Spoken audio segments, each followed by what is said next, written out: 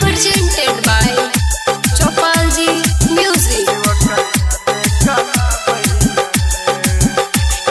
जेकरा ले हम तरपै छियै खुशी उ मनाबैया रे। जेकरा ले हम तरपै छियै खुशी उ मनाबैया रे। करै छलै मुलाकात आब छोड़ गेलै साथ ओकर याद कनाबैया रे। करै छलै मुलाकात आब छोड़ गेलै साथ ओकर याद कनाबैया रे। जेकरा ले हम तरपै छियै खुशी उ मनाबैया रे। करै छलै मुलाकात आब कर नैया बात ओकर याद कनाबैया रे। करै छलै मुलाकात आब कर नैया बात ओकर याद कनाबैया रे।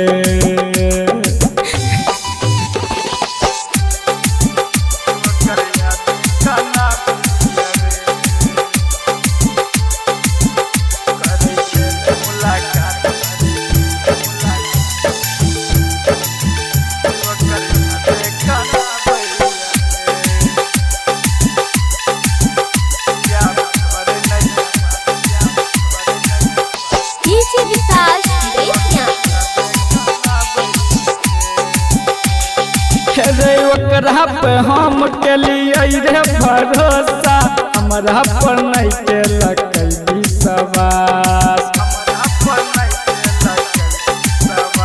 हाँ ओकरा पे हम केलियै रे भरोसा हमरा पर नहीं केलकै विश्वास। वादा केने चलै जियै मरै के तब केना हमारा छोड़ देलकै साथ। कटे नैया दिन नहीं बीतैया राते खाली ओई पगली के याद आबैया। जिंदगी से हम अब हार गेलौं रे ओकरा बिना नहीं कुछो नीक लागैया। मानै छलै जे बाते हमर अब उहे सिखाबैया रे। मानै छलै जे बाते हमर अब उहे सिखाबैया रे। करै छलै मुलाकात आब कर नैया बात ओकर याद कनाबैया रे।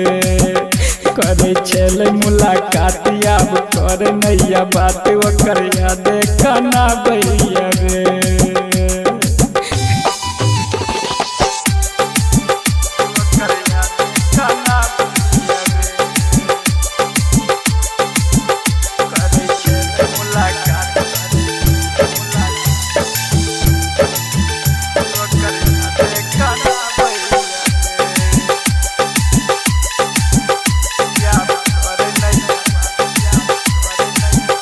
DJ Vikas Betia.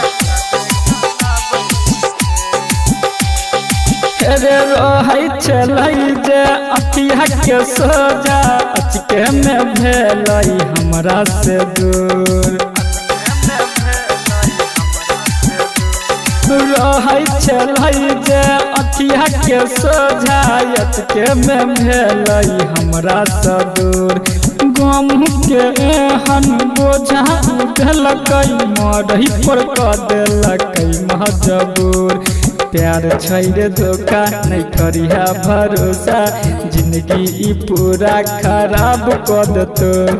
जेकरा पर सब कुछ लुटबही तू अपन उहे रे तोरा तबाह कर देतो। कहै छौ रे अजय उमेश झूठ सपना देखाबै छै रे। कहै छौ रे अजय उमेश झूठ सपना देखाबै छै रे।